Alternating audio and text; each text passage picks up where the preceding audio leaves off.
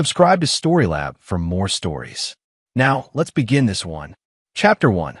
The Perfect Christmas Facade. Carl Harrison adjusted his tie in the hallway mirror, the familiar weight of his detective's instincts settling over him like a second skin. 20 years on the force had taught him to read people, to spot the cracks in even the most polished facades. Tonight, however, he was just Uncle Carl, Grace's husband, here for Christmas dinner with her family. "You ready for this?" Grace Harrison asked, smoothing down her emerald dress. Her maiden name had been Kirby, but she'd taken his surname with pride 15 years ago.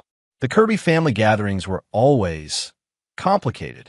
Carl nodded, studying his wife's tense expression. "Your sister still giving you the cold shoulder?"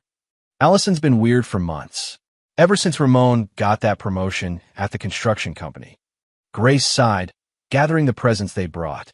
"She acts like she's better than everyone now." The Davis household gleamed with expensive decorations that screamed new money.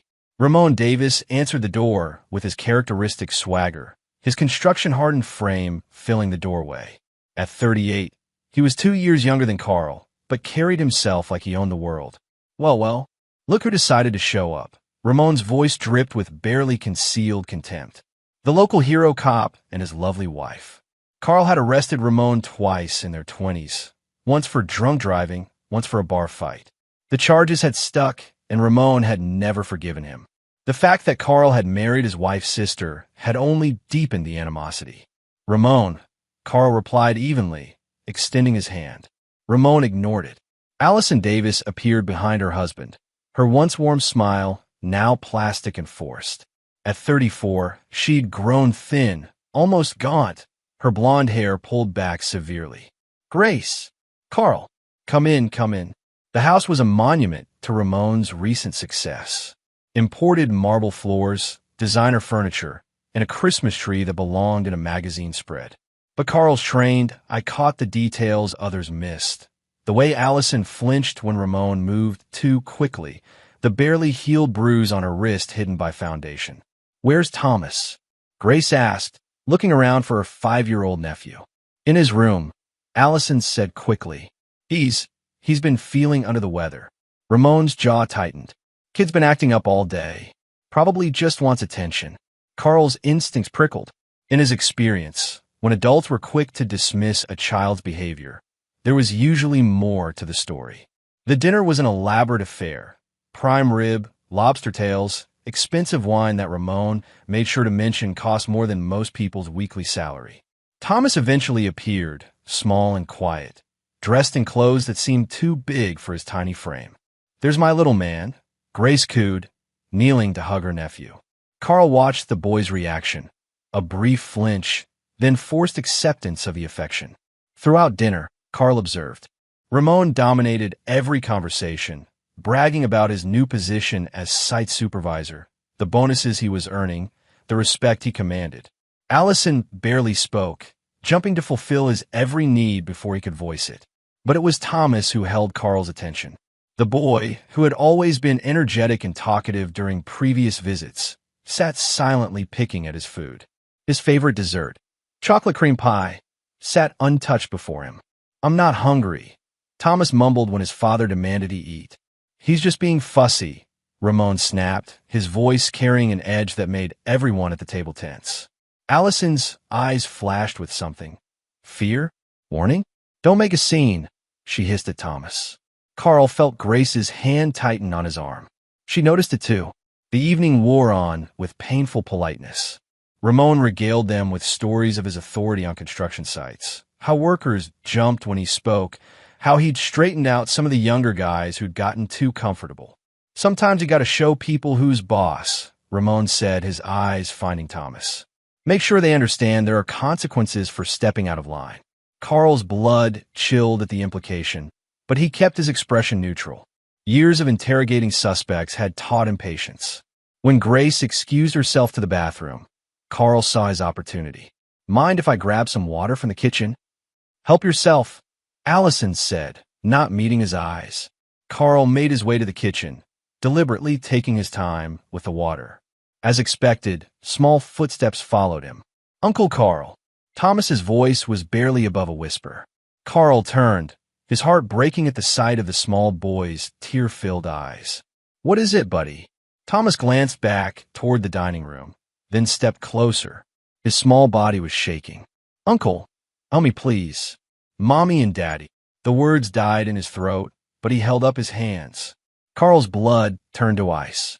The boy's small hands were a map of pain, finger-shaped bruises on his wrists, marks that could only come from being grabbed too hard, too often. But it was the fresh burn mark on his palm that made Carl's detective training kick into overdrive. Cigarette burn. Recent. Deliberate. "Thomas," Carl said softly, kneeling to the boy's level. "Who did this to you?" Before the boy could answer, heavy footsteps approached the kitchen.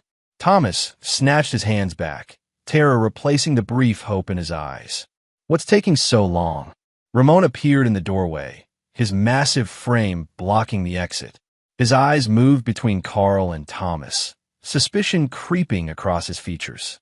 "Just getting some water," Carl replied calmly, though his mind was racing. He pulled out his phone. "Excuse me, I need to make a call." "No need for phones during family time," Ramon said, but Carl was already dialing. 911. "This is Detective Carl Harrison, badge number 4478. I need child services and backup at 1247 Maple Street. Suspected child abuse. Urgent response required." Ramon's face went from suspicion to fury in seconds. "You son of a—" "Stay right where you are," Carl commanded, his voice carrying the authority of 2 decades in law enforcement. His hand moved instinctively to where his service weapon would be if he were on duty. Allison appeared in the doorway, her face white with panic. "Carl, what are you doing?" "Well, I should have done months ago," he replied, positioning himself between Thomas and Ramon. "Grace." His wife appeared, taking in the scene with widening eyes. Carl's expression told her everything she needed to know. "Get Thomas and get out of the kitchen. Now." Grace didn't hesitate. She scooped up Thomas, who buried his face in her shoulder, and moved toward the living room. Ramon stepped forward, his fists clenched. "You're making a mistake, Harrison. You can't prove anything." "The burn mark on his hand says otherwise," Carl replied coldly.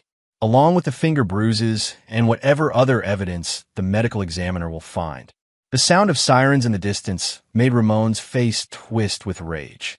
"This is harassment. I'll have your badge. You're welcome to try." The next few minutes were a blur of activity. Patrol units arrived, followed by child services. Carl gave a statement while watching EMTs examine Thomas, documenting each injury with clinical precision. Allison broke down completely when confronted with the evidence, confessing through tears that she'd been too scared to stop it, too trapped to leave. Ramon, however, remained defiant even as the handcuffs clicked into place. "This isn't over, Harrison," he snarled as they led him to the patrol car. "You think you're so righteous? I know things about you. About that case 5 years ago, the one that got buried." Carl felt a chill that had nothing to do with the winter air. Ramon couldn't possibly know about the Marchetti case, the investigation that had nearly destroyed Carl's career, the one that had been classified at the highest levels. Could he? Chapter 2. Shadows from the Past. 3 days after Christmas, Carl sat in his downtown office, staring at a case file he hadn't opened in 5 years. The Marchetti file. Officially, it didn't exist. Unofficially, it contained evidence of corruption that went to the very top of the city's power structure. Evidence that had been buried to protect careers, reputations, and lives. Detective Eric Spence knocked and entered without waiting for permission. Carl's partner of 8 years read his mood instantly. "You look like hell," Eric observed, settling into the chair across from Carl's desk. "The Davis arrest should be a victory. Kid's safe. Ramon's looking at serious time." "It should be," Carl agreed, but his tone suggested otherwise. Eric leaned forward. "What aren't you telling me?" Carl had worked with Eric long enough to trust him completely. They'd been partners since Eric transferred from narcotics, and in that time, Eric had proven himself loyal, competent, and most importantly, incorruptible. "Ramon said something when we arrested him. About a case from 5 years ago." Eric's expression grew serious. "The Marchetti thing?" Carl nodded. Vincent Marchetti had been a mid-level crime boss with connections throughout the city's construction industry. Carl and Eric had been building a case against him when Marchetti turned up dead in what appeared to be a gang hit. The official story was that rival factions had eliminated him. The truth, known only to a handful of people, was that Marchetti had been killed by his own lieutenant, Preston Bonner, on orders from someone much higher up the food chain. Carl had uncovered evidence linking the murder to City Councilman Darrell Strickland and construction union boss Reginald Pike. The conspiracy involved millions in city contracts, bribes, and at least 3 other murders. But before Carl could present his evidence, the case had been taken over by federal authorities and subsequently buried. Carl had been told in no uncertain terms to forget what he'd learned. "I thought all the witnesses were relocated or dead," Eric said quietly. They were, except for Preston Bonner. Bonner had disappeared after Marchetti's murder, presumed dead by most. But Carl had suspected otherwise. The man had been too smart, too careful to get caught up in the cleanup. "You think Ramon's connected to Bonner somehow?" "I'm starting to think Ramon's more than just a construction supervisor who got lucky with promotions." Carl's phone rang. Captain Van Avery's name appeared on the screen. "Harrison, my office." Now, the captain's office was a shrine to 40 years of police work. Van Avery, pushing 60, had seen it all and survived by knowing when to fight and when to let sleeping dogs lie. "Sit down, Carl." The captain's tone was carefully neutral. "We need to talk about the Davis arrest." "What about it?" "The evidence is solid. The kid's injuries are documented. Ramon's looking at aggravated assault on a minor, child abuse. The charges are being reduced." Carl felt the floor drop out from under him. "Reduced to what?" "Simple assault. Plea deal. 2 years. Out in 18 months with good behavior." "That's insane." "You saw the medical report. The burn marks, the bruising pattern." "I saw it," Van Avery interrupted. "I also got a call from someone very high up the food chain suggesting we not pursue this too aggressively." Carl's blood began to boil. "Someone's protecting Ramon?" "I'm not saying that. I'm saying that sometimes cases get complicated by politics and connections we don't understand." "Captain, this is about a 5-year-old boy who was tortured by his own father." Van Avery's expression softened slightly. "I know what it's about, Carl, but I also know that you're walking into something bigger than child abuse. Ramon Davis didn't rise through the construction ranks on merit alone." The implication hit Carl like a physical blow. "He's connected to the Marchetti thing." "I didn't say that, but you're not denying it." Van Avery stood, moving to his window. 5 years ago, you were told to forget certain things. Now, those things are trying to remember you.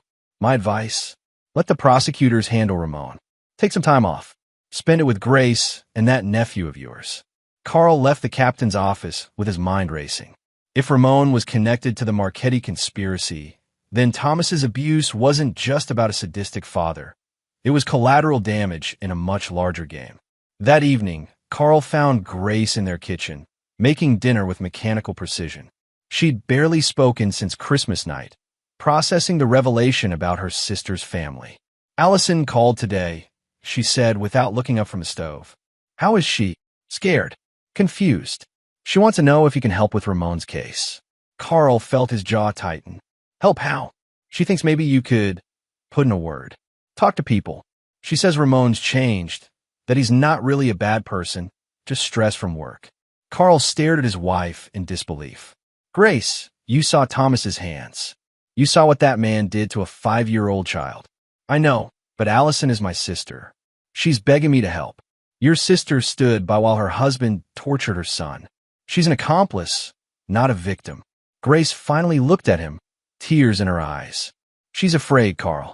She says Ramon has connections, that if he goes to prison, bad things might happen to all of us." Carl felt pieces clicking into place. "What kind of connections?" "I don't know. She just kept saying that Ramon knew people, that he'd done favors for important people, and if he went down, he'd take others with him."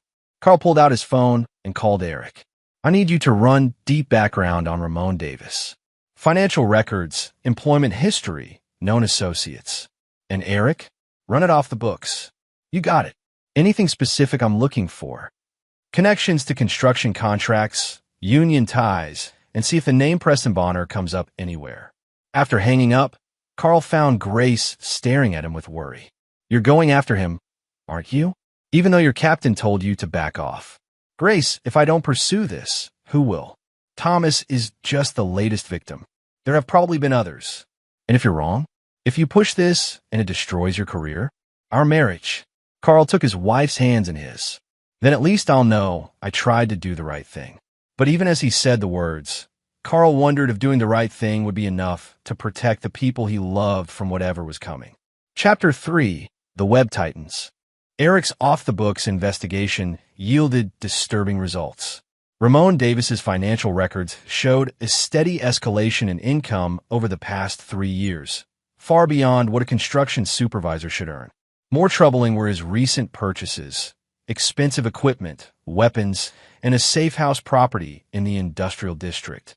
Look at this, Eric said, spreading documents across Carl's desk. Ramon's been doing contract work on the side. Guess who's been paying him? Carl studied the invoices. Strickland Construction Consulting. Daryl Strickland's private company.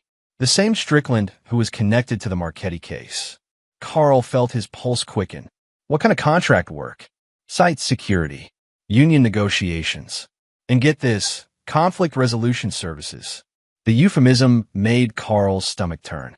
In the construction world, conflict resolution often meant intimidation, assault, or worse. There's more, Eric continued. I found 3 other families in the past 2 years where children ended up in the hospital with injuries consistent with abuse. All 3 cases involve fathers who worked construction sites supervised by Ramon. Carl studied the files Eric had compiled. The pattern was clear. Ramon wasn't just an abuser himself, but was somehow connected to a network of abusive fathers in the construction industry. These fathers were all union members, Carl observed, all working on city projects. And all their cases were handled by the same family court judge, Judge Tyrone Strong. Want to guess who appointed him to the bench? Mayor Thomas Paine? Bingo. And guess who's been getting those lucrative city construction contracts? The web of corruption was becoming clearer. Construction contracts awarded to connected companies. Union workers kept in line through intimidation and blackmail, and a judicial system that protected the abusers. Carl's phone rang. The caller ID showed Allison's number. Carl, please, you have to help. Allison's voice was panicked. They came to the house. 2 men.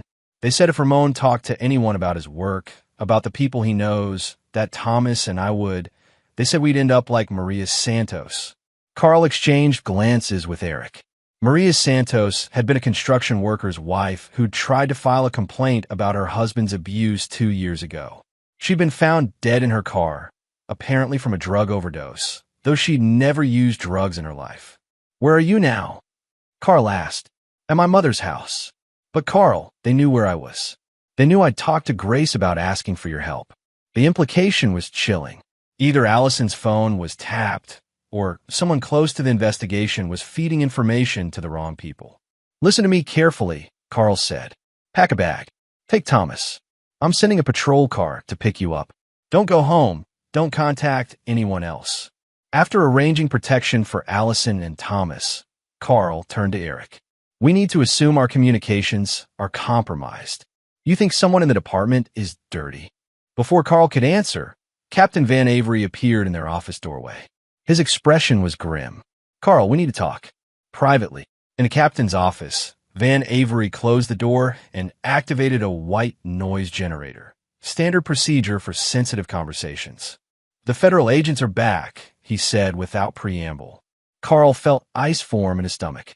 The same ones from the Marchetti case. Different faces, same department. They're very interested in your recent activities. Specifically, your investigation into Ramon Davis's background. Captain, we're looking at a child abuse case that's connected to systematic corruption. You're looking at a national security investigation that you're not cleared for, Van Avery interrupted. These federal agents made it very clear that your continued involvement could compromise ongoing operations. What kind of operations? Van Avery's expression was pained. The kind where good cops ask too many questions and end up dead. Carl felt the walls closing in. So we just let Ramon walk? Let the abuse continue? Let whoever's running this operation keep hurting kids. We let the people with jurisdiction handle it. And if those people are part of the problem? Van Avery leaned back in his chair. Carl, I've known you for 15 years. You're a good cop, an honest man, and you got a family you love. Don't let your sense of justice destroy everything you've built. That evening, Carl sat in his home office, staring at copies of the files Eric had gathered. Everything pointed to a conspiracy that reached from street-level criminals like Ramon Davis up to the highest levels of city government. Grace found him there at midnight, still poring over documents. Come to bed, she said softly. You've been at this for hours. I can't let this go, Grace. There are children being hurt. She sat on the arm of his chair, looking at the photographs of Thomas's injuries that were spread across his desk. What if fighting this gets you killed? She asked quietly. What if it gets us killed? Carl looked up at his wife, seeing his own fear reflected in her eyes. What if not fighting it means more kids like Thomas get hurt? Grace was quiet for a long moment. Then she picked up one of the photographs, Thomas's small hand with the cigarette burn clearly visible. What do you need me to do? She asked. Chapter 4. The Hunter Becomes the Hunted. The attempt on Carl's life came at dawn on New Year's Day. He was leaving for his morning run when the first bullet shattered his front window. Years of police training kicked in as he dove behind his car, drawing his service weapon. Two shooters positioned across the street. Professional stance, coordinated movement. These weren't street criminals. They were hired professionals. Carl's return fire was precise and deadly. One shooter dropped immediately. The other retreated to a van that sped away before Carl could get a clear look at the license plate. Grace appeared in the doorway, having called 911 the moment she heard gunshots. Carl motioned for her to stay inside while he approached the fallen gunman. The man was dead, but his face was familiar. Carl had seen it in surveillance photos from the Marchetti investigation, one of Preston Bonner's associates, an enforcer named Leon Joyce. Eric arrived with the first wave of responders. While crime scene technicians processed the scene, he pulled Carl aside. This was a professional hit, Eric said quietly. Whoever ordered this has serious resources and serious reasons to want me dead. Captain Van Avery arrived 30 minutes later, his face grim. Pack a bag, he told Carl. You and Grace are going into protective custody. I'm not running. You're not being given a choice. That was Leon Joyce on your lawn. He worked for Preston Bonner, who's been spotted in the city for the first time in 5 years. This isn't about Ramon Davis anymore. This is about survival.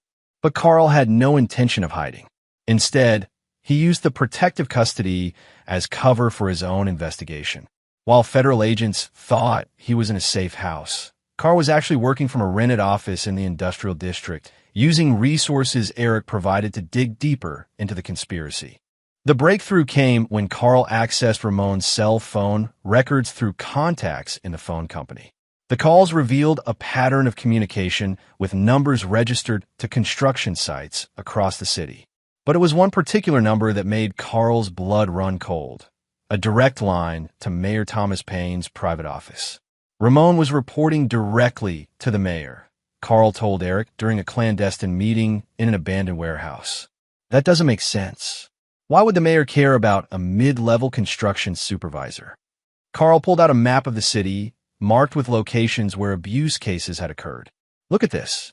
Every single abuse case happened on a construction site managed by companies that received city contracts. The fathers weren't just abusers. They were enforcers keeping workers in line. The pattern became clear. Construction workers who complained about unsafe conditions, who tried to organize better benefits, or who threatened to expose corruption would find themselves transferred to sites supervised by men like Ramon Davis. Their families became leverage, cooperate, or watch your children suffer. It's a systematic terror network, Carl realized, using child abuse as a tool of industrial control. Eric's phone buzzed with an encrypted message. His face went pale as he read it. What is it? Thomas Davis is missing. Someone took him from protective custody. Carl felt the world tilt around him. How was that possible? The federal agents assigned to protect him were found dead in their hotel room. Thomas was gone. Carl's mind raced through possibilities. Someone with access to federal operations had located the safe house and eliminated the protection detail. This wasn't just corruption, it was infiltration at the highest levels. His phone rang. Unknown number. Detective Harrison. The voice was electronically distorted but unmistakably threatening. You have 24 hours to cease your investigation and disappear. The child will be returned unharmed if you comply. Continue, and he dies slowly while you listen. The line went dead. Eric watched Carl's face transform from shock to cold fury. What did they say? They have Thomas. They want you to stop. And if you don't, Carl's expression was deadly calm. Then I stopped them. Permanently. But first, Carl needed to know exactly who he was fighting. Using his police database access one final time before it was certainly cut off, he ran facial recognition on every federal agent who'd been involved in shutting down his investigation. The results sent ice through his veins. 3 of the federal agents weren't federal agents at all. They were private contractors with ties to Preston Bonner's organization. The conspiracy wasn't just using federal cover. It was federal cover. Carl realized that everyone he'd trusted within the system might be compromised. The captain who'd tried to protect him, the federal agents claiming jurisdiction, even some of his fellow officers might be working for the other side. He was truly alone, except for Eric and Grace. But being alone also meant being unpredictable. And Carl Harrison was about to become very unpredictable indeed. Chapter 5. Into the Darkness. Carl's transformation from cop to hunter began with the systematic dismantling of his old identity. He emptied his bank accounts, destroyed his credit cards, and used contacts from his military days to acquire weapons and equipment that weren't traceable through police channels. Eric became his lifeline to intelligence within the department. Through careful surveillance, they identified which officers could be trusted and which were feeding information to the conspiracy. The revelation that Detective Dwight Patel, Carl's former partner before Eric, was on Preston Bonner's payroll came as a particular blow. Patel had access to every case Carl had worked, every informant he developed, every safe house the department used. How long has he been dirty? Eric asked as they reviewed evidence of Patel's betrayal. Probably since the Marchetti case. Maybe longer. Carl studied surveillance photos of Patel meeting with known criminals. He's been feeding them intelligence on every investigation that got too close. But Patel's betrayal also provided opportunity. Carl began feeding false information through channels he knew Patel monitored, creating confusion within the conspiracy about his true location and intentions. Meanwhile, Grace had become Carl's secret weapon. Her background as a social worker gave her access to family services records that revealed the true scope of the abuse network. More importantly, her sister's position as a victim gave them insight into how the conspiracy controlled its pawns. Allison told me something interesting, Grace reported during one of their secure meetings. Ramon wasn't always abusive. It started 3 years ago, right after he got promoted. She thinks someone was forcing him to hurt Thomas. Carl considered this. Blackmail, or worse. She said Ramon used to cry after the worst incidents, like he was being forced to do things he didn't want to do. The idea that Ramon might have been a victim himself added another layer to the conspiracy's sophistication. They weren't just recruiting abusers. They were creating them, using threats and coercion to turn ordinary fathers into instruments of terror. Carl's phone buzzed with a message from an encrypted number. Pier 17. Midnight. Come alone. Bring no weapons. The child is waiting. Eric immediately objected. It's obviously a trap. Of course it is. But they have Thomas. If you go in there unarmed, you're dead. Carl smiled grimly. Who said anything about being unarmed? Pier 17 was abandoned, one of many waterfront properties that had fallen into decay as the city's shipping industry declined. Carl arrived early, using night vision equipment to scout the location. The pier structure was perfect for an ambush, multiple levels, hidden positions, and limited escape routes. Carl counted at least 6 gunmen positioned throughout the building. But Carl hadn't survived 20 years as a cop by walking into obvious traps. Instead of entering through the main entrance, he approached from the water, using diving equipment to reach the pier's underwater support structure. What he found there changed everything.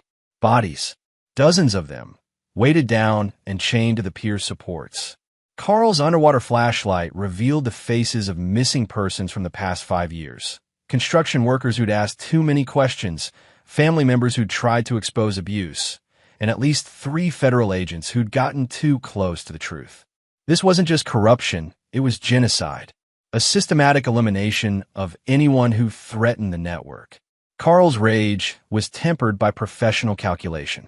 He photographed everything, documenting evidence that could bring down the entire conspiracy. Then he began his assault on the pier structure itself. The underwater explosives Carl had placed took out the support pillars with surgical precision. The men waiting to ambush him found themselves trapped in a collapsing structure, their positions becoming death traps as the pier began to tilt into the harbor. Carl emerged from the water as the building collapsed, scanning for survivors. Most of the gunmen were dead, crushed by debris or drowned in the harbor. But one figure stood silhouetted against the burning wreckage. Preston Bonner, older than in the surveillance photos, scarred by 5 years underground, but unmistakably the man who'd orchestrated Vincent Marchetti's murder and the conspiracy that followed. "Impressive, Detective Harrison," Bonner called out. "But you're too late. The boy is already dead." Carl felt his heart stop. Where is he? Bottom of the harbor with all the others. You could have just walked away. Now you'll join him. Bonner raised a pistol, but Carl was faster. Years of firearms training culminated in a shot that took Bonner center mass, dropping him to the collapsing pier. But as Carl approached the dying man, Bonner smiled through bloody teeth. "You still don't understand, do you? This was never about construction contracts or union intimidation. This was about control. Complete control of a city's population through terror." "Who's running it?" Carl demanded. "Who's at the top?" Bonner's laugh turned into a cough that sprayed blood. "Look at the contracts, detective. Look at who really benefits when entire neighborhoods live in fear." Bonner died with the secret still on his lips, but Carl didn't need him to talk anymore. The pattern was clear now. The construction projects, the abuse network, the corruption. It all served one purpose: urban renewal through terror. Force the poor out of valuable neighborhoods by making their lives unbearable.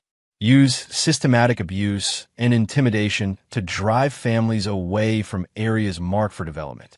Then buy the abandoned properties for pennies on the dollar and redevelop them for massive profits. Thomas Davis wasn't just a victim of child abuse. He was collateral damage in the largest real estate conspiracy in the city's history. But Carl still didn't know if the boy was alive, and he was running out of time to find out. Chapter 6: The Price of Truth. The city's emergency response to the pier explosion provided Carl with perfect cover. In the chaos of firefighters, police, and federal agents swarming the waterfront, he slipped away to pursue his most desperate lead. If Preston Bonner had been telling the truth about Thomas being dead, Carl's crusade for justice had failed at its most crucial point. But Carl's instincts told him Bonner had been lying. The man was too calculating to kill such valuable leverage. Eric met Carl at a predetermined location, his face grim with news from the crime scene. "They found something in Bonner's pockets," Eric reported. "A key to a storage unit downtown. And this." He handed Carl a child's drawing, stick figures labeled Mommy, Daddy, and Uncle Carl. It was signed Tommy in crayon letters. "He's alive," Carl breathed. The storage unit was in a facility owned by one of Strickland's shell companies. Carl approached with extreme caution, expecting another trap. What he found was worse than an ambush. It was a command center. Walls covered with surveillance photos, detailed maps of the city's poorest neighborhoods, and architectural plans for luxury developments.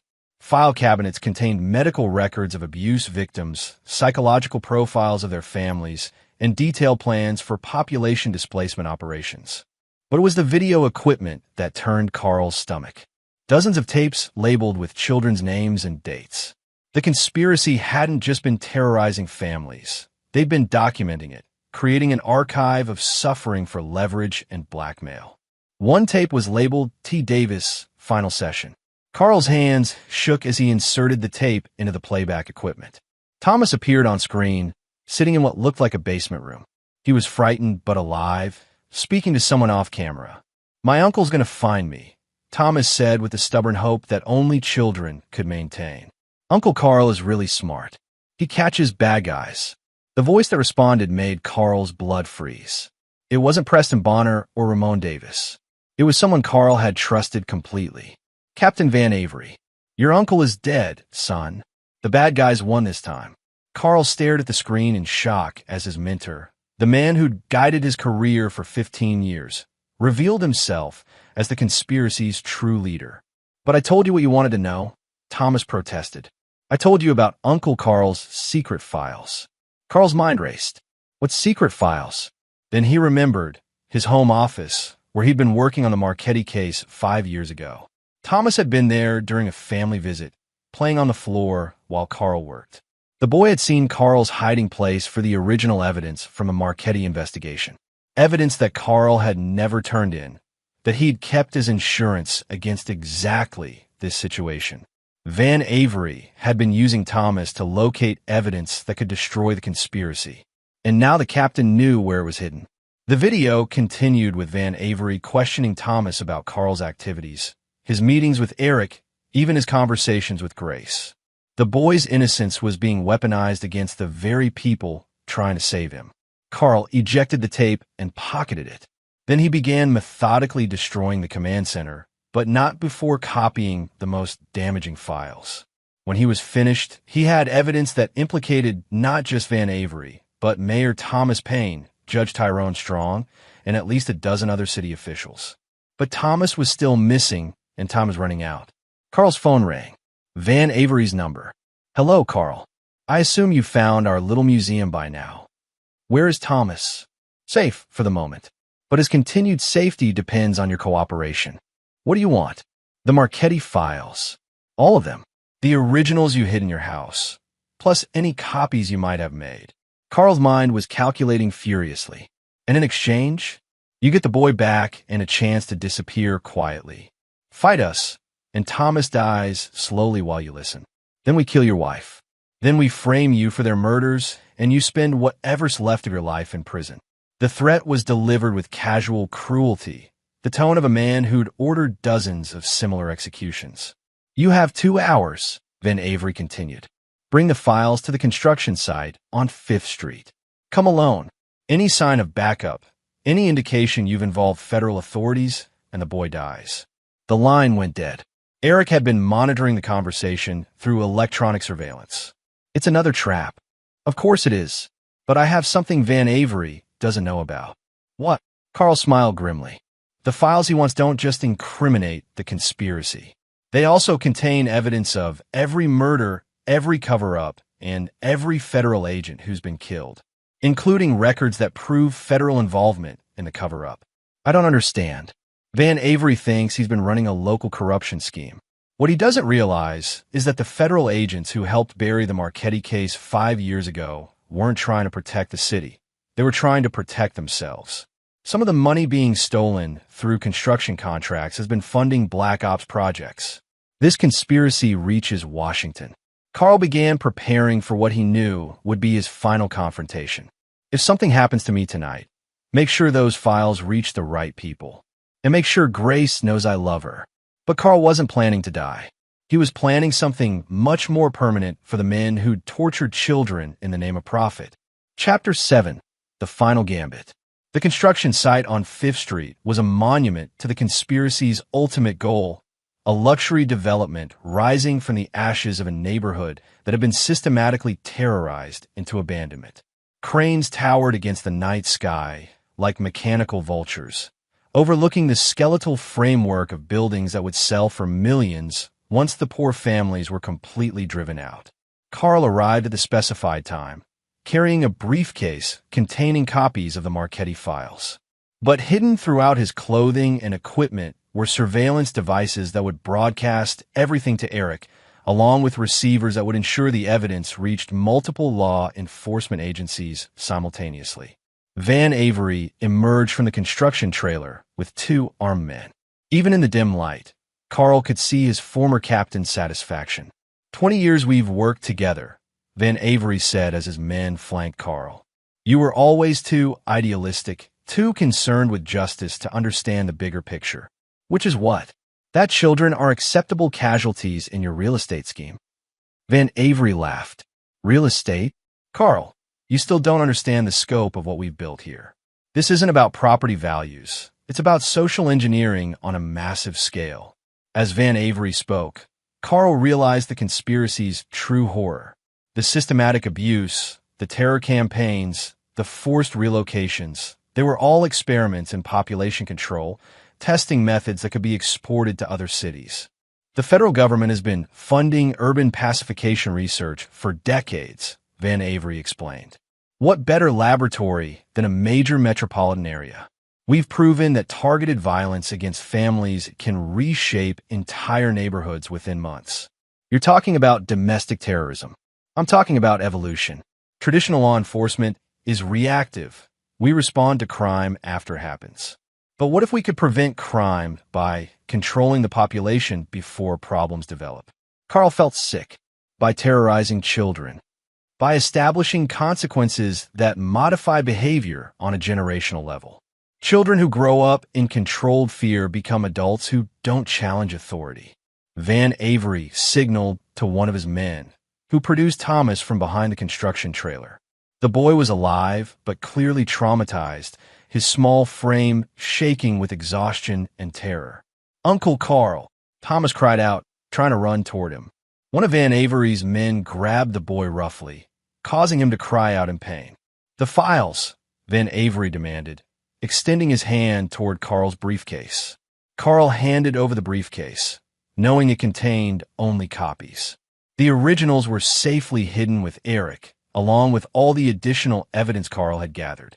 Van Avery opened the briefcase, scanning the documents quickly. "These appear to be complete." "Excellent. Now release Thomas." "I'm afraid that's not possible. The boy has seen too much, knows too much. And frankly, so have you." Van Avery's men raised their weapons, but Carl had been expecting this betrayal. The construction site suddenly erupted with light as federal agents, real federal agents, surrounded the area. "FBI, drop your weapons." The ambush Carl had arranged through Eric's contacts in the Justice Department caught Van Avery's men completely off guard. Gunfire erupted across the construction site as federal agents engaged the conspiracy's enforcers. In the chaos, Carl lunged for Thomas, shielding the boy with his body as bullets flew overhead. Van Avery, realizing his situation was hopeless, grabbed a pistol from one of his fallen men. "You self-righteous bastard," he snarled at Carl. "Do you have any idea what you've destroyed? The research alone was worth millions. The applications for crowd control, urban planning, social engineering. The applications for torturing children," Carl interrupted, his own weapon now trained on his former mentor. Van Avery's face twisted with rage. "You think you've won? The federal agents backing us will just find another city, another laboratory. This was just the beginning. Maybe, but it ends here." The shot that killed Van Avery was fired in self-defense as the captain raised his weapon toward Thomas. Carl's bullet took him center mass, dropping him instantly. But even as Van Avery died, his final words proved prophetic. Federal agents were already moving to seize the evidence, claiming national security jurisdiction over the case. Carl realized that while he'd won the battle for Thomas and stopped the immediate conspiracy, the larger war against systematic corruption was far from over. Chapter 8. Justice and Consequences. The aftermath of the construction site raid played out exactly as Van Avery had predicted. Federal agents seized most of the evidence under national security classifications, and key figures in the conspiracy quietly disappeared into witness protection programs or were transferred to federal facilities. Mayor Thomas Paine announced his resignation due to health concerns, taking with him a generous pension and immunity from prosecution. Judge Tyrone Strong was quietly reassigned to administrative duties, his abuse enabling judicial decisions buried in classified files. But Carl had anticipated this federal cleanup operation. Working with Eric and trusted contacts in investigative journalism, he'd already distributed copies of the most damaging evidence to news organizations across the country. The story that broke 3 weeks later brought down not just the local conspiracy, but exposed federal complicity in domestic terror research. Congressional hearings were announced, careers were destroyed, and most importantly, the systematic abuse of children in the name of social engineering was brought into the light. Ramon Davis, faced with evidence of his role in the conspiracy and threats against his own family, agreed to testify against his former handlers. His testimony revealed the full scope of the population control experiments, implicating federal officials in Washington who'd been funding the research. They told us we were serving our country. Ramon testified before Congress, his voice breaking as he described being forced to abuse Thomas.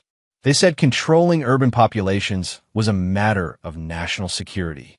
They threatened to kill my family if I refused to participate.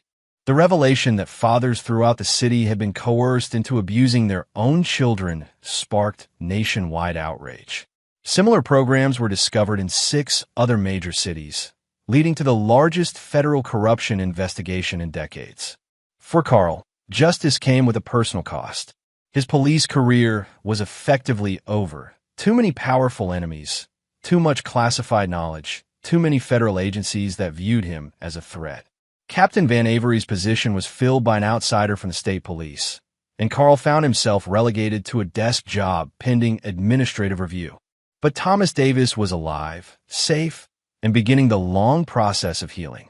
Allison had entered witness protection with her son, relocating to a different state where they could start over without the shadow of the conspiracy hanging over them. Grace stood by Carl throughout the congressional hearings and media scrutiny, her faith in his mission never wavering despite the personal costs. Any regrets? She asked one evening as they watched news coverage of the federal trials. Carl considered the question carefully. His career was over, their savings depleted by legal fees, and they faced an uncertain future. But dozens of children were safe, a massive conspiracy had been exposed, and the systematic abuse had been stopped. None, he said finally. Eric knocked on their door as the news broadcast ended. Carl's former partner had been promoted to head the Reform Detective Division, tasked with rebuilding trust between the police department and the community. I have news, Eric announced. The Justice Department is offering you a position as a consultant on corruption cases. Federal pay grade, full benefits, and jurisdiction to investigate cases that cross state lines. Carl raised an eyebrow. The same federal government that tried to bury this case? Different department. These are the people who helped us expose the conspiracy, not cover it up. They want someone with your experience to prevent this from happening again. Grace looked at her husband expectantly. Carl had spent months battling the system from the outside. Now he was being offered a chance to change it from within. What kind of cases? Carl asked. Child protection, corruption investigations, anything involving the systematic abuse of vulnerable populations. Carl thought about Thomas's small hands marked with cigarette burns, about the dozens of bodies chained beneath Pier 17, about all the children who might face similar horrors if people like Van Avery were allowed to operate unchecked. I'll take it, he said. Chapter 9, New Beginnings. 2 years later, Carl Harrison stood in a federal courthouse in Chicago, watching as the last defendants in a child trafficking operation were led away in handcuffs. His new career as a federal consultant had taken him across the country, investigating cases that local authorities couldn't or wouldn't pursue. Each case reminded him why he'd chosen this path. In Detroit, he'd exposed a network of corrupt social workers who'd been selling children to abusers. In Atlanta, he brought down a ring of judges who'd been taking bribes to give lenient sentences in child abuse cases. In Phoenix, he'd uncovered a foster care system that had been systematically placing children with abusive families in exchange for federal funding. The work was dangerous, often thankless, and frequently heartbreaking. But it was necessary. Grace had adapted to their new life with characteristic strength. She'd resumed her social work career, specializing in trauma counseling for abuse victims. Together, they'd created a new mission, protecting the children that traditional law enforcement couldn't or wouldn't save. Carl's phone buzzed with a text message from an encrypted number. Uncle Carl, I'm doing good in school. Mom says hi. Love, Thomas. Thomas Davis, now 7 years old, was thriving in his new life. The physical scars had healed, and with intensive therapy, the psychological wounds were slowly mending. He'd never be completely free from what had happened to him, but he was alive, safe, and surrounded by people who loved him. Carl replied, "Proud of you, buddy. Keep being brave." Eric called as Carl was leaving the courthouse. "Another case for you," Eric reported. "Small town in Montana. Sheriff's Department has been covering up a pattern of abuse involving children of migrant workers. Local FBI office claims they don't have jurisdiction, but the evidence suggests federal crimes." Carl felt the familiar surge of purpose. "Send me the files." "Already on their way." "Carl, this one's bad. The local power structure is completely compromised, and the federal agents claiming jurisdiction are the same ones who try to bury your original case." Carl smiled grimly. Something's never changed. Then I guess it's time to remind them why that was a mistake. As Carl drove toward the airport for another flight to another city where children needed protection, he reflected on the costs and benefits of his crusade. His old life as a city detective was gone forever. His pension was forfeited, his relationships with former colleagues were strained, and he lived under constant threat from the enemies he'd made. But Thomas Davis was alive. Dozens of other children were safe. And somewhere in Montana, more children were waiting for someone to care enough to fight for them. Carl Harrison had found his true calling, not as a keeper of the peace, but as a warrior against the darkness that preyed on the innocent. The battle against systematic corruption would never end, but as long as there were children who needed protection, he would be there. The road ahead stretched endlessly before him, leading to new cases, new enemies, and new victims who needed champion.